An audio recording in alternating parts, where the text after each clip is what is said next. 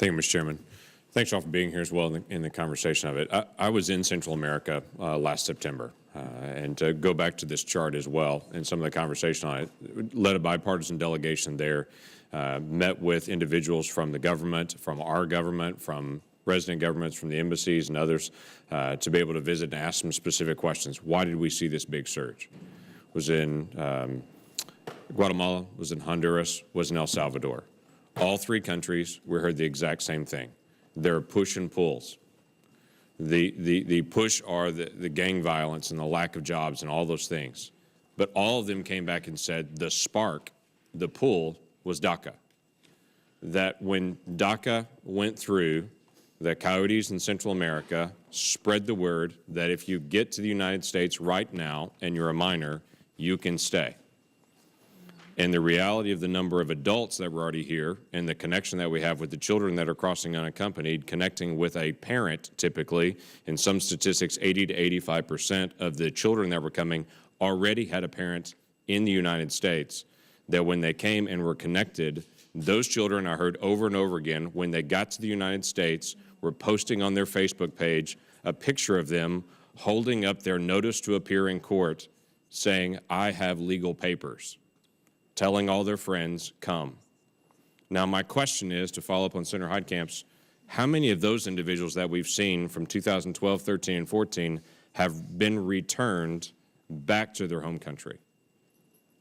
Now, we talked before how many were eligible. How many of those folks had been returned? They came illegally across the border. They were moved to the interior. Does anyone know the percentage of returns there?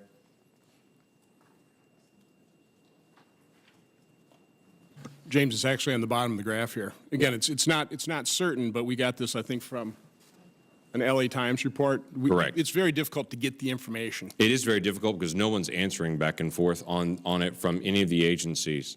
I can tell you when I've talked to the different agents, the different folks, the numbers that I get are no higher at any time than 5%. That 80% plus don't show up for their notice to appear, and those that do often are given some sort of deferred ability to be able to stay. And so while we can debate about are they going to be returned, do they have legal status, they're here. They're not being returned. And so they're back into what Officer Moran was talking about before. They're living in the shadows, knowing if I stay here long enough, as has already been seen, the previous DACA was only for 2007, and then a year later it was extended to 2010. And the assumption is from every coyote in Central America, get there as fast as you can. They'll keep moving the target. So that's the challenge that we face at this point. Is I understand what it says. That's not what's happening.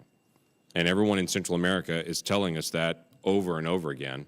And we have to be able to resolve this on what do we do here. So let me ask just a couple quick questions. What data, does anyone know what data are we getting for background checks for these individuals going through DACA and through DAPA from Central American countries? Are we getting, when we do a background check, are we getting information on that individual from El Salvador, from Honduras, from Nicaragua, from Panama, from Venezuela, on the activities of that individual while they were in that country? I interviewed a number of people regarding background checks when I prepared for this testimony, and I asked that question, how many background checks, or will the background checks really check foreign country criminal background? And the only answer I got was that FBI does have relationship with Interpol. They may have red flag notices and things like that, but that really is talking about mainly Western European countries and high-profile criminals. So if we have an individual coming to the United States from Venezuela, they've stayed here long enough, at this point we're not checking Venezuelan records to find out what happened, what they did in that country to be able to have some sort of legal status here? Not to my knowledge. Does DHS require in their new guidelines the processing or payment of taxes before they can go through this? Are they being required, is DHS requiring before you can get legal status that they pay back taxes? Well, with DAPA, again, the regulations aren't out, but I understand that is one of the requirements. Perhaps my colleague can answer that better. It's not a requirement under DACA. And as my colleague says, the DAPA regulations aren't out yet. But no, there is no requirement that taxes already have been paid.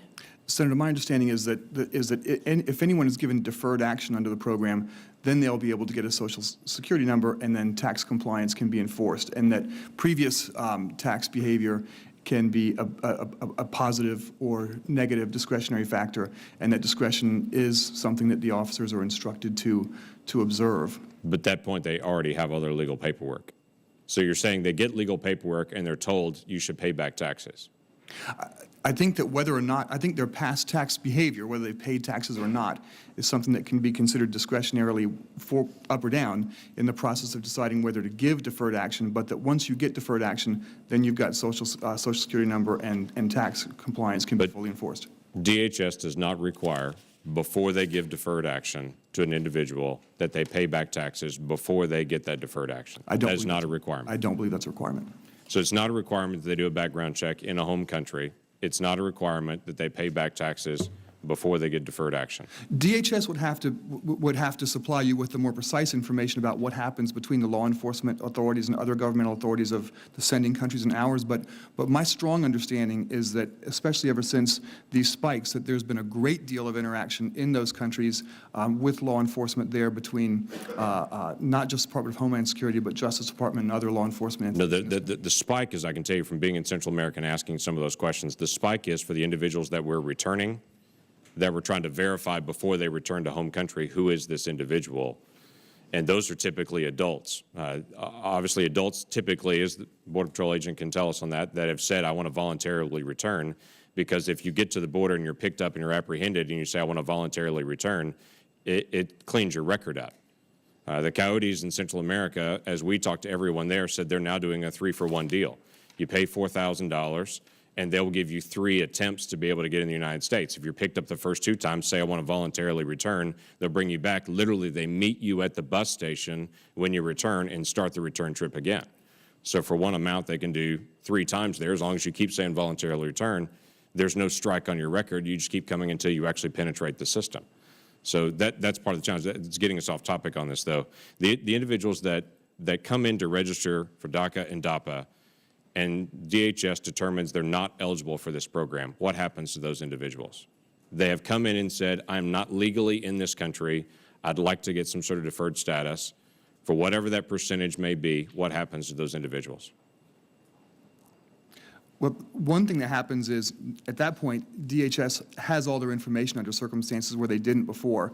And then I think the second is that applying the removal priorities that were set out in a revised form in November, DHS would then make a decision whether or not to add that person to the removal. So they may say they're not eligible to have deferred status, but they also may say you're not, you can also stay here just in the shadows.